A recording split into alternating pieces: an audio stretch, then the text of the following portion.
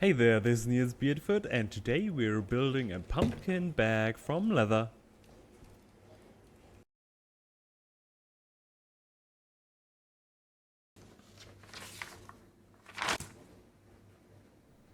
We're using 2.5mm or 6-ounce veg tan leather for this project. Trace the pattern on it and cut it out.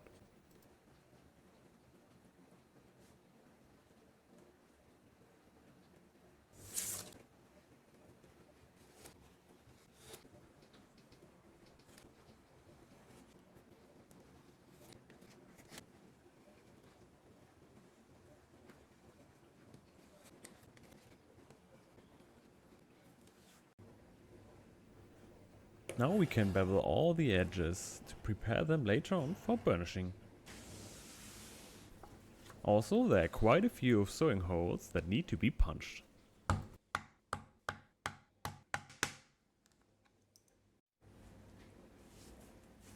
Moisten the leather to add a few decorations.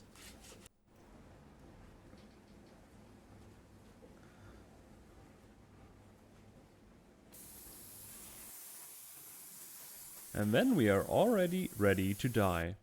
I use an airbrush here and start with the yellow base coat. The idea was to add now the red base coat and in the end get orange, but in the first it did not really get to be orange, so for everybody else I recommend just using orange. But here I also add on the edges some dark brown, and there now it looks a little bit more orange. And after that we also use some high grit sandpaper, like 1000 grit, and go over the light areas to make them even a little bit more light, and then it looks even more orange. Don't ask me why.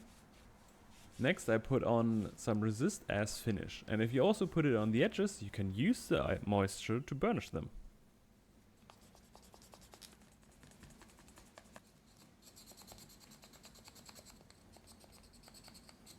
So far quite very simple. Now we start to assemble everything, and we sew together the two pieces by just laying them on top of each other and later on bending them open. This makes the stitching itself invisible, at least it's in the inside and you can't see it from the outside.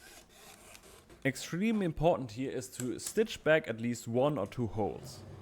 We moisten the sewing edge a little bit so we are able to bend it open. Not just in the finished shape, just so we can sew on more pieces.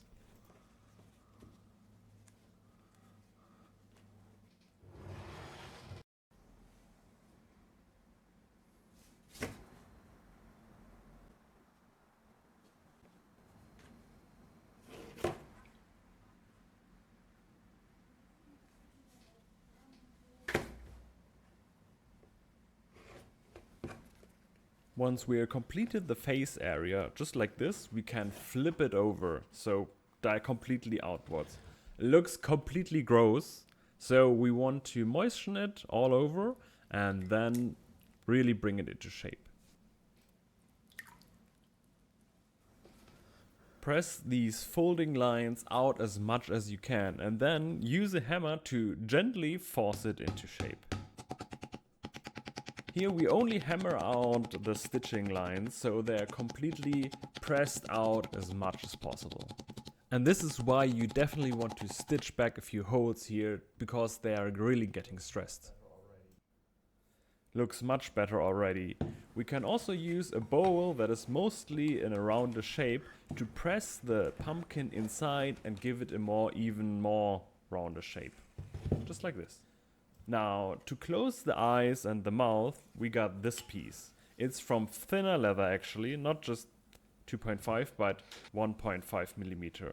And we moisten it and then we simply put it in place. Here you can see these little gaps, and this is where we want to line them up on the mouth. Along the edges we simply want to press them inside so they are locked in between 2 sewing edges basically.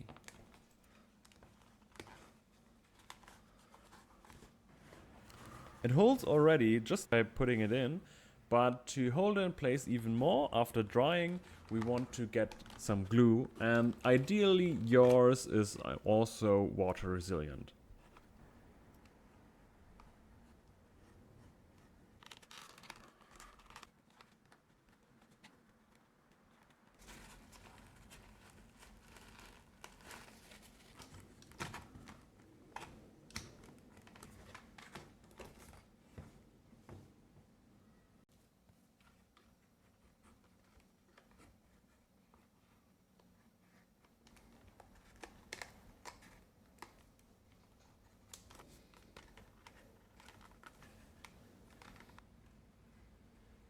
After drying, this is what we get. And in the time you can sew together the other part of the pumpkin. And now we want to combine them. And to make this easier along these edges, we want to moisten them. And also sew them from the center, from bottom upwards. This is very important, especially on the last stitching line.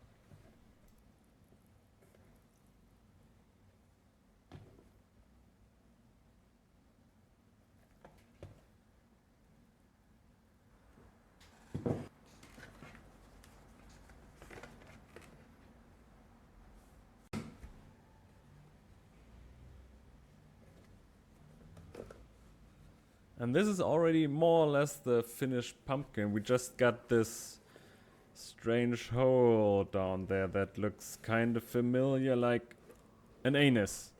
It looks like a pumpkin anus. And to plug that anus, we got these plugs. Moisten them and then take one of them and press it into the palm of your hand to give it a circulish, roundish shape. And then press it into this hole as far deep as you can. But not completely through. It's the idea to not completely go in there. Now from the inside we can rivet the other plug on it and then hold it in place and plug this hole.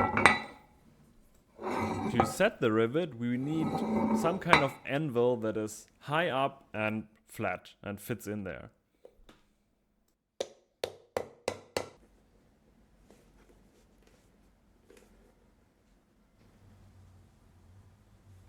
With the lid, it's mostly the same as with the body, just on these parts we want to rivet on these straps before we sew everything together.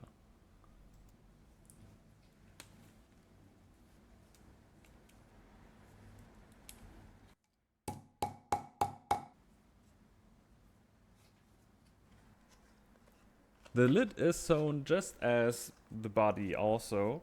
It doesn't look in the right shape right now, but for the moment we want to put in some pressure buttons here.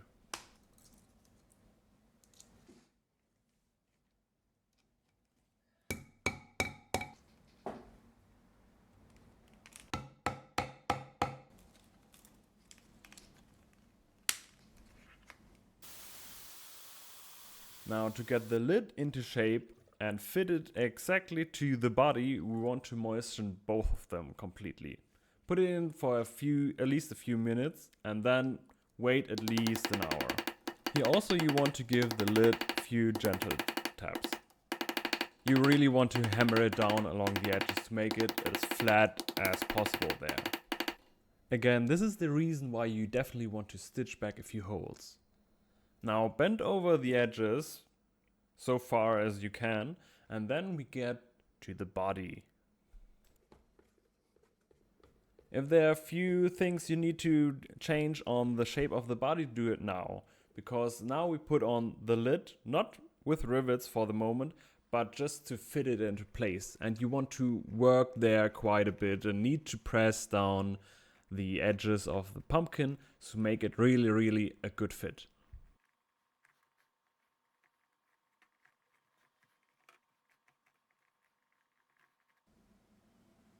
If everything is into place, you can put a rivet through the holes on the one side where the lid will be attached and put something long like an awl through the other holes to hold it in place for drying, just for the moment.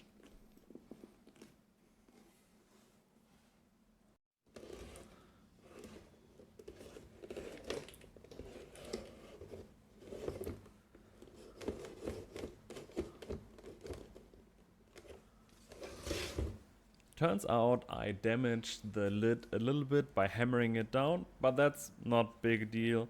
We just take a Sharpie, put it on some brown there, rub over it, and that's it. Also, turns out the initial position of the holes for the lids were not exactly correct. I corrected in the pattern that you get, but I got a hole here that is unnecessary, so just take a rivet and close it. Punch the correct hole and put rivet through there to hold the lid now correctly in place. Generally, this is pretty much the reason why I usually don't put the holes for the lid in already in the beginning. Usually I would just do it now. For the closure I use a Sam Brown rivet, put on some glue as screw stopper and then screw it on. For these kinds of closures we got the special round hole punch with the little fin on there, and punch it in the hole and then you should be good to go. No? It's a little bit too small, but we can use simply a burnisher to widen it a little bit, and then it works.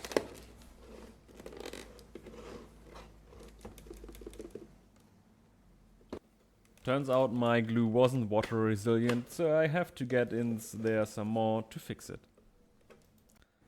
And that's it. The pumpkin bag. I like how it turned out.